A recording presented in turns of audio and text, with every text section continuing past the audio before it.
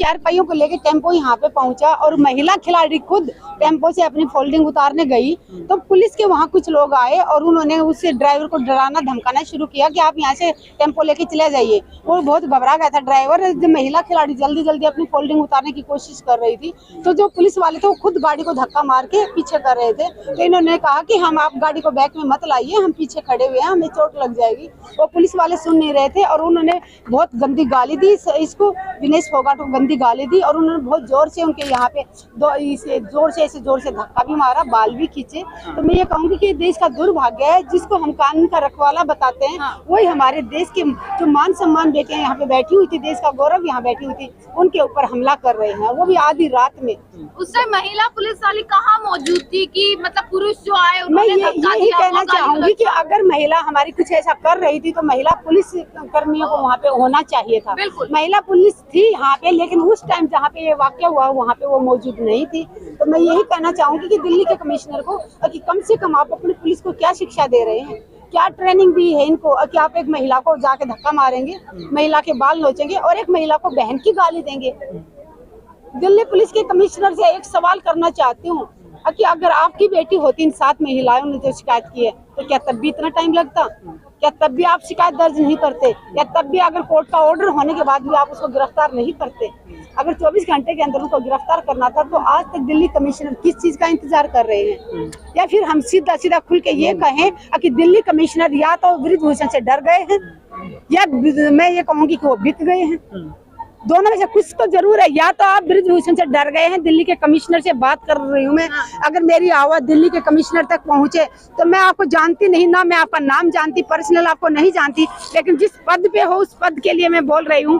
या तो आप उससे डर गए हो बृजभूषण से या आप बिक गए हो। क्या लग रहा है कि पूरी, क्योंकि अगर ऐसा दोनों में कुछ एक नहीं है तो आज तक वो सलाखों के पीछे होता। अगर ये बृजभूषण बीजेपी से ना होके किसी दूसरी पार्टी से जुड़ा होता तो हमें इतने दिन सड़कों पे नहीं बैठना पड़ता न्याय के लिए। क्या धरना खत्म करने की कोशिश पूरे तरीके से की गई थी? पूरे कोशिश की गई थी, कल दिन में ही कोशिश की गई थी। कल दिन में यहाँ पे पीटी उषा को भेजा गया था। जैसे पिछली बार इन्होंने विनेश फोगाट उसको बबीता फोगाट को भेजा था, तो बबीता फोगाट ने आगे जैसे उनको कहा कि हमारी सरकार आपके साथ है, हम कमेटी बनाएंगे, जो आप बातें हुई आप सबको पता है, जो बाद में 3 महीने के बाद कुछ नहीं निकला उसमें।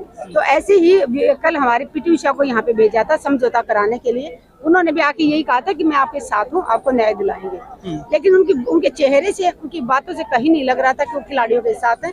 खिलाड़ियों के साथ होती तो वो एक शब्द बोल के जाती कि मैं आप लोगों के साथ हूँ और जब तक न्याय नहीं मिलेगा मेरा समर्थन आपके साथ है। उन्होंने एक शब्द नहीं कहा। और जब वो जा रही थी तो मैंने उनसे एक सवाल किया था। मैंने उनसे पूछा था कि मैम, जब आप गोल्ड मेडल लाए थे देश के लिए तो पूरे देश ने आपका सम्मान किया था, लेकिन 2-3 दिन पहले आपने इस आंदोलन को लेके एक बयान दिया है, उससे आपने पूरी मातृशक्ति का अपमान किया है। मैंने उनसे पूछा कि आप एक महिला होने के नाते, महिला होते हुए बाकी महिलाओं का अपमान आपने क्यों किया, इसका हमें जवाब चाहिए। लेकिन उनके पास इस सवाल का जवाब नहीं था और उन्होंने बड़ी गुस्से से मेरी तरफ देखा और वहां से वो भाग खड़ी हुई। वहाँ ना उनको किसी ने धमकी दी थी, ना किसी ने अभद्रता की थी, ना हमने उनको टच किया था। इतना दूर खड़े होके मैंने उनसे सिर्फ सवाल किया था, लेकिन मेरे सवाल का जवाब उनके पास नहीं था, इसलिए वो खुद अपने आप को बचाती हुई छुपती वहाँ से भागती नजर आई। मीडिया के भाइयों को देखा गया कैसे उनके पीछे सवाल पूछने के लिए जा रहे थे, तो मीडिया के भाइयों का भी सवाल का जवाब नहीं दे रही थी। तो इससे साबित होता है कि उनके दिल में कहीं ना कहीं चोर था और वो इस आंदोलन के समर्थन में नहीं। अच्छा, विनेश फोगाट और साक्षी मलिक, संगीता फोगाट के जब आंसू पहुंची थी, क्या उनका कहना था उस टाइम पर, क्या रिएक्शन? जिस टाइम मैं यहाँ पे पहुंची थी यहाँ बहुत ज्यादा पुलिस खड़ी हुई थी और ये रास्ते रोज सारे रास्ते बंद थे। ये जो सामने जनता दल का ऑफिस है, यहाँ से एक पत्रकार भाई मेरे को कहा कि मैडम सारे रास्ते बंद है, आप यहाँ से आइए। मैं उन पत्रकार के साथ यहाँ तक पहुंची मैं, और जब मैंने अंदर जाके पूछा कि सबसे पहले पूछा बेटियाँ कैसी हैं, बेटी कहाँ पे है। जब तक मैंने उन तीनों बच्चों को नहीं देख लिया, क्योंकि मेरे को जो खबर मिली थी वो वीडियो देखा था कि पुलिस की धक्का मुक्की हो रही है, बेटियों को गालियां दी गई हैं, बेटियों के बाल नोचे गए हैं। जब मैं उन बेटियों से मिली तो बेटियां दोनों कांप रही थी। साक्षी थोड़ा सा दूर थी, वो दोनों बेटियां सबसे पहले मेरे सामने आई और वो इतना रो रही थी। मैंने दोनों को गले लगाया और वो बहुत कांप रही थी और रो रही थी। मैंने कहा बेटा रोना नहीं, घबराना नहीं, हम सब आपके साथ हैं, पूरा देश आपके साथ है। रोते हुए विनेश ने बताया कि आंटी उन्होंने हमें गाली दी, बहन की गाली दी और पुलिस वाले ने मेरे को धक्का मारा और मेरे बाल नोचे। तो वो बहुत इस चीज से बहुत आहत हुए, उनको बहुत दुख हुआ। आखिर जो पुलिसकर्मी उनकी सुरक्षा में खड़े हुए थे उन्होंने ऐसा किया, उन्होंने सोचा नहीं था कि पुलिस वाले उनके साथ ऐसा करेंगे। अगर ये कहीं उग्र होती, कहीं कुछ नुकसान कर रही होती, कानून का उल्लंघन कर रही होती तो महिला पुलिस उनको रोक सकती थी, बट ऐसा कुछ कर नहीं रही थी। ये सिर्फ उस टेम्पो के अंदर से अपना फोल्डिंग चारपाई उतार रही थी। तो पुलिस से आप जाके पूछिए, कमिश्नर से पूछिए कि पुलिस फोल्डिंग उतारने से मना क्यों कर रही है। अच्छा, कुछ दिन पहले एक इल्जाम और लगा था कि रात को यहाँ की बिजली काट दी गई है, वो अभी भी कटी हुई है। हाँ। अभी भी बिजली नहीं है यहाँ पे, बिजली अभी भी कटी हुई है। हाँ। और इनका पानी भी पहले रोका गया था, खाना भी रोका गया था, बेड गद्दे आ रहे थे वो भी रोके हुए थे। मतलब कहीं अलग चारों तरह से खिलाड़ियों को परेशान करने की कोशिश, साजिश रच रहे हैं कि खिलाड़ी परेशान होके चले जाएं।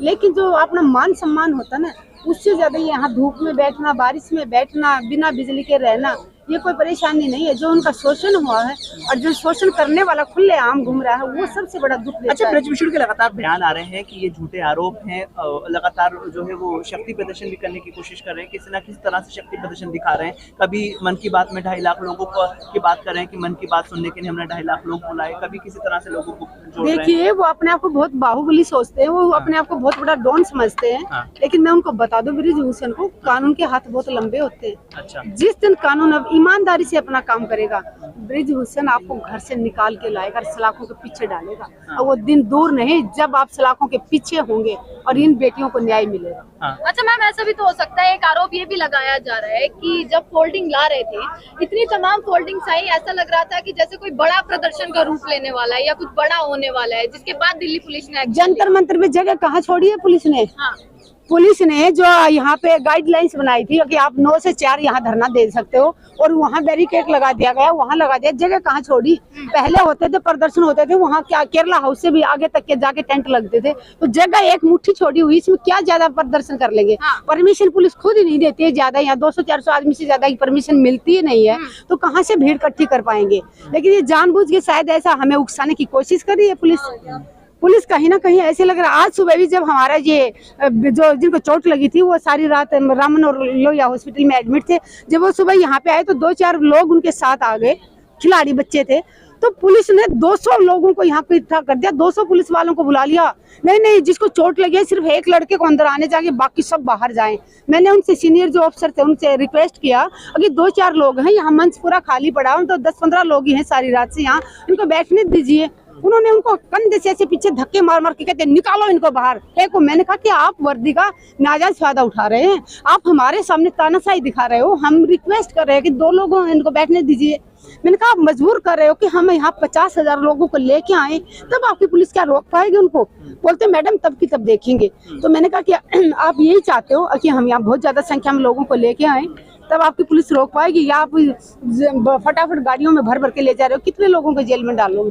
जिस दिन देश का सारी जनता यहाँ पे पहुँचना शुरू होगी ना, जेलें छोटी पड़ जाएंगी। अच्छा, वीडियोस में ये भी दिखा कुछ तमाम पुलिस ऑफिसर्स थे जो इस घटना के बाद हंसते हुए भी नजर आए, खिलखिलाते हुए, मुस्कुराते हुए नजर आ रहे थे। जिस दिन उनकी बेटियों के घर में कोई नोच के खाएगा, तब उनकी हंसी आए, तब मैं उनसे पूछूंगी, तब उनको याद आएगा कि किसी की बेटियों की इज्जत लूटने पे अगर तुम हंस रहे हो तो भगवान हमें वही चीज देता है जिस चीज में आप खुश होते हो। अगर किसी की बेटी की इज्जत लूटी है और वो न्याय की गुहार लगा रही है, पुलिस इस पे लाठियां बरसा रही है और कुछ लोग उस पे हंस रहे हैं, तो भगवान वो दिन दूर नहीं, भगवान उनको वो ही खुशी देगा। ब्रजभूषण हो या तमाम जो आप सरकार पर जिस प्रकार के आरोप लगा रही हैं, उनका इस मुद्दे पर कोई कहना नहीं। रात को इतनी बड़ी घटना हुई, उसके बाद भी कोई कहना नहीं है, परंतु वो रैलियां कर रहे हैं, वो वहाँ पर अपनी बातें बोल रहे हैं। जो ये नेता बैठे हैं आज सरकार में, इनको सिर्फ कुर्सी प्यारी है। इन लोगों को मानवता, इनके इंसानियत इनके दिलों में नहीं है, ना इनके दया है ना धर्म है। धर्म के नाम पे जो लोगों को बांट रही है सिर्फ वोटों के लिए बांट रहे हैं, ना ये धर्म को जानते न जाति को जानते। ये सिर्फ लोगों से वोट बटोरने का एक तरीका है। हमारी भारतीय का नाम ऊंचा करने वाली बेटियां, शोषण जिनके साथ हुआ, वो न्याय की गुहार लगा रही हैं। 12 दिन से यहाँ बैठी हुई हैं। प्रधानमंत्री जी चुप क्यों हैं? आपकी आंखों में आंसू है मैम? आंसू, कल हमारी बेटियां रो रही थी तो पूरा भारत रो रहा था उन बेटियों के साथ। उन बेटियों को मैंने कांपते हुए देखा, जब मैंने उनको अपने ऐसे सीने से लगाया दोनों बेटियों को, दोनों बेटियां ऐसी कांप रही थी, दोनों बेटियां फूट फूट के रो रही थी। मुझे वो दिन याद आ रहा था जब वो तिरंगा का सम्मान बढ़ा रही थी दूसरे देशों में जाके, उनके चेहरे पर जो खुशी थी और आज उन बेटियों के साथ अन्याय हुआ है, वो बेटियों के साथ शोषण हुआ है, वो बेटी न्याय की गुहार लगा रही है और कोई सुनने वाला नहीं है देश में। और जो शुरुआती दिनों से मैम आप यहाँ इस आंदोलन में जुड़ी हुई हैं, किस तरह का इस आंदोलन को आगे देखती है? क्योंकि हमने पिछले सालों में भी एक आंदोलन देखा था, उस आंदोलन के बाद भी हमने चुनावी रिजल्ट देखे, इस आंदोलन को कैसा आप देखती हैं? देखिए, चुनाव रिजल्ट आना बाद की बात है। आज की तारीख में यहाँ बेटियों का जो शोषण हुआ है, बेटियों को न्याय दिलाने के लिए ये आंदोलन शुरू हुआ है। जो गुनहगार है, जिसके ऊपर आरोप लगे हैं, वो अपने आरोपों को छिपाने के लिए, अपने गुनाहों को छिपाने के लिए इस आंदोलन को बदनाम करने के कोई कसर नहीं छोड़ रहे। कभी वो कहते कि एक परिवार की बेटियां बैठी हैं, कभी कहते कि एक राज्य के लोग बैठे हैं, कभी कहते हैं एक ही जाति के लोग बैठे हैं। मैं बता दूं, जिन बेटियों ने 7 बेटियों ने आरोप लगाया ना, उसमें एक जाति की बेटी नहीं है।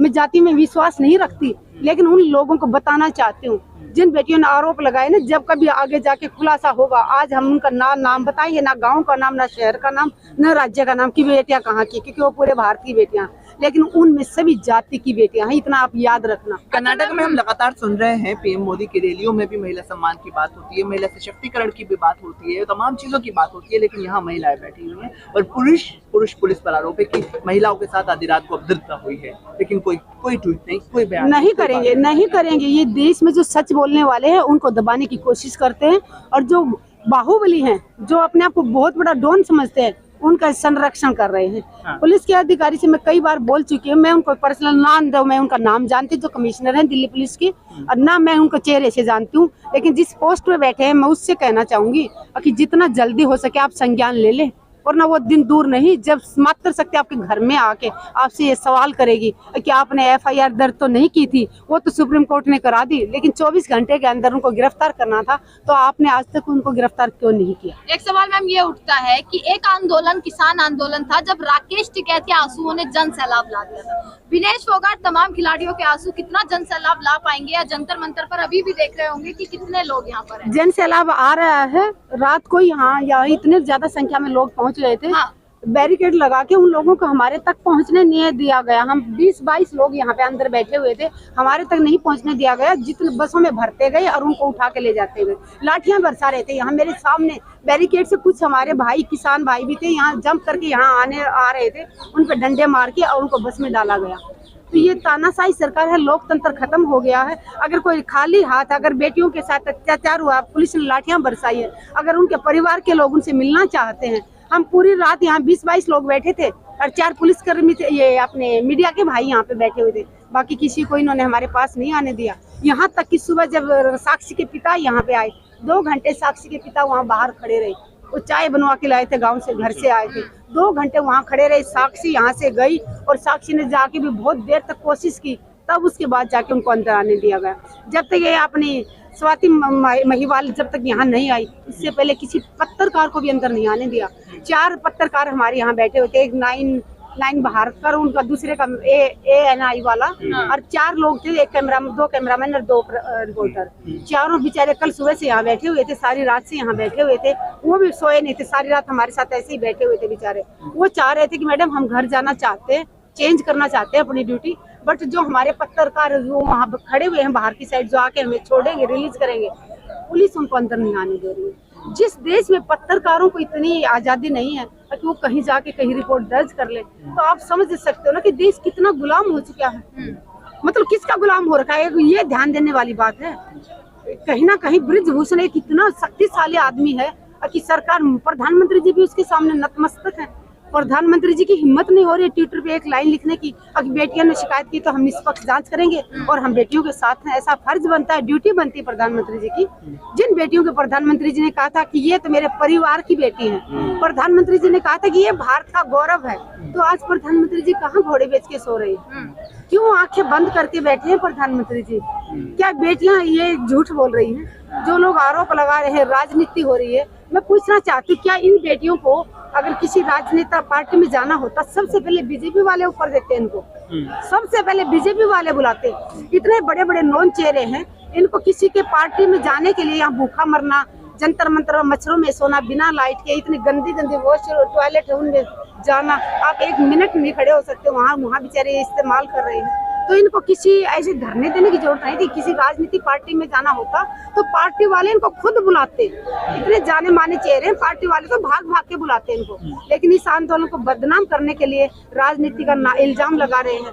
अगर यहाँ अब मैं पूछना चाहती हूँ कि स्मृति ईरानी को मैं बहुत बार बोल चुकी कि कम से कम ट्विटर पे एक आप लाइन लिख दीजिए, स्मृति ईरानी जी आप एक महिला हैं, एक पार्टी की नेता हैं और एक बेटी की माँ भी हैं।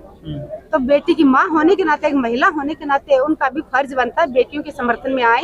यहाँ नहीं है आ सकते तो ट्विटर पे लिखिए कि बेटियों ने जो शिकायत दर्ज की है हम उसकी निष्पक्ष जांच कराएंगे। अगर आरोप सिद्ध होते तो बृजभूषण को जेल भेजेंगे और हम देश की बेटियों के साथ हैं। तो स्मृति ईरानी ऐसा नहीं कर रही है, प्रधानमंत्री जी भी हमारी रिक्वेस्ट नहीं सुन रहे हैं। अगर दूसरे लोग यहाँ पे आ रहे हैं, अगर वो किसी पार्टी से संबंध रखते हैं या किसी एनजीओ से रखते हैं या कोई किसान संगठन से है, तो उसमें क्या नुकसान क्या है मैं पूछना चाहती हूँ। अगर प्रियंका गांधी यहाँ पे आती है तो उस पार्टी का क्या रोल था? प्रियंका गांधी एक महिला होने के नाते यहाँ समर्थन करने आई है। अगर स्मृति ईरानी आके यहाँ पे समर्थन करने आए तो हम ये नहीं कहेंगे कि आप क्यों आए। हम तो चाहते हैं कि यहाँ ज्यादा से ज्यादा महिलाएं आए और खासकर जो बीजेपी सरकार में बैठी है उन महिलाओं से भी मैं कहना चाहूंगी।